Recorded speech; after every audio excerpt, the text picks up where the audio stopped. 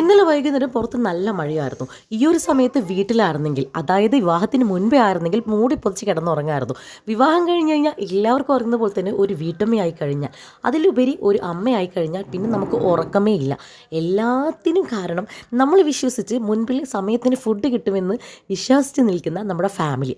അവർക്ക് മുന്നിൽ നമ്മൾ എന്തെങ്കിലുമൊക്കെ കാട്ടിക്കൂട്ടണ്ടേ? അതിനായിട്ട് ഉള്ള ഉറക്കങ്ങളെല്ലാം മാറ്റിവെച്ച്, അതോടൊപ്പം തന്നെ മടി എന്ന് വേണമെങ്കിൽ പറയാം. ഈ തണുപ്പിലുണ്ടാവുന്ന ഒരു മടിയൊക്കെ മാറ്റിവെച്ച് കിച്ചണിലേക്കായിരുന്നു ഞാൻ ആദ്യം പോയത്. പിന്നെ പുറത്ത് മഴയായതുകൊണ്ട് തന്നെ കട്ടൻ ചായ മതി എന്നുള്ള തീരുമാനത്തിലെത്തി. അതിനായിട്ട് വെള്ളം വെച്ച് 2 തുളസി മണത്തിന് വേണ്ടി ഇട്ടിട്ടുണ്ട്. അതിനുശേഷമാണ് മസാല ദോശ ഉണ്ടാക്കാമെന്ന് വിചാരിച്ചത്. മസാല ദോശ എന്ന് വിചാരിക്കുമ്പോൾ നിങ്ങൾ വിചാരിക്കും റെസ്റ്റോറൻറ്റിലെ മസാല ദോശയാണെന്ന്.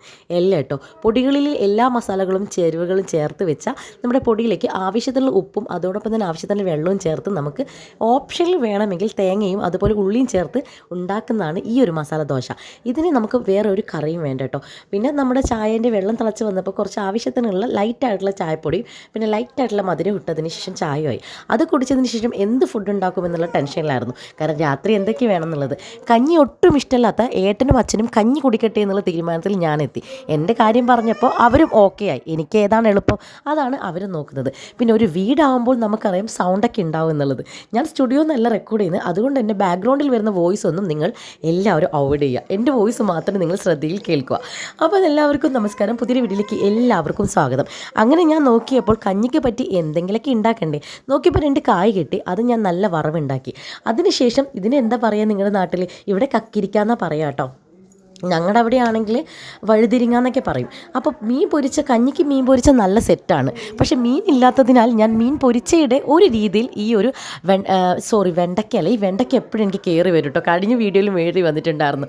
വഴുതിരിങ്ങ ഞാൻ നന്നായിട്ട് മീൻ പൊരിക്കുന്ന ആ ഒരു ലെവലിൽ മീൻ പൊരിച്ചു. പിന്നെ മീൻ പൊരിച്ചതിൻ്റെ ആ ഒരു മീൻ പൊരിച്ചില്ല എന്നുള്ളതിന് മാറ്റി കിട്ടി. മീൻ പൊരിച്ചതുപോലെ തന്നെയായിരുന്നു. അപ്പോഴും പുറത്ത് നല്ല മഴ പെയ്യുന്നുണ്ട്. പിന്നെ കുറച്ച് തേങ്ങ എടുത്ത് നല്ല രീതിയിൽ നല്ല ചമ്മന്തി ഉണ്ടാക്കി. കഞ്ഞിക്ക് ചമ്മന്തി ഇമ്പോർട്ടൻ്റ് ആണ്. ചമ്മന്തി ഇല്ലാതെ എന്ത് കഞ്ഞിയല്ലേ? അങ്ങനെ ചമ്മന്തിയും കൂടി ആക്കിയപ്പോഴും നമ്മുടെ നല്ല മണത്തോടെ പൊരിച്ച മീൻ്റെ മണത്തോടെ നമ്മുടെ പൊരിച്ച മീനും ആയിട്ടുണ്ട്. മീനല്ലാത്ത പൊരിച്ച മീൻ.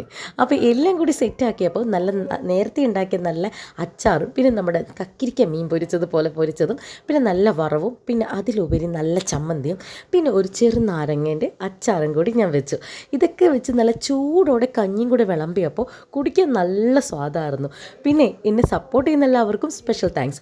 ഒരുപാട് പേര് എന്നെ ഫോളോ ചെയ്യുന്നു. എല്ലാവരും തിരിച്ച് ഞാനും ഫോളോ ചെയ്യട്ടോ. പിന്നെ എൻ്റെ വോയിസും അതുപോലെ തന്നെ എൻ്റെ വീഡിയോസ് ഇഷ്ടപ്പെടുന്നുണ്ടെങ്കിൽ ഫോളോ ചെയ്യാൻ മറക്കല്ലേ. ആ സപ്പോർട്ട് എപ്പോഴും ഉണ്ടാവും. അപ്പോൾ ഇന്നത്തെ വിശേഷങ്ങളെന്ന് പറയാൻ ഇത്രയൊക്കെ ഉള്ളൂ. നമ്മുടെ അച്ഛനും ഏട്ടനും പയർക്കഞ്ഞി അത്ര ഇഷ്ടമൊന്നുമല്ല കേട്ടോ. പക്ഷെ ഞാൻ അവരെ അടിച്ചേൽപ്പിക്കുകയും ചെയ്തു. അമ്മ വീട്ടിലില്ലാത്തതുകൊണ്ടാണ് ഇതെല്ലാം ഞാൻ ചെയ്തത്.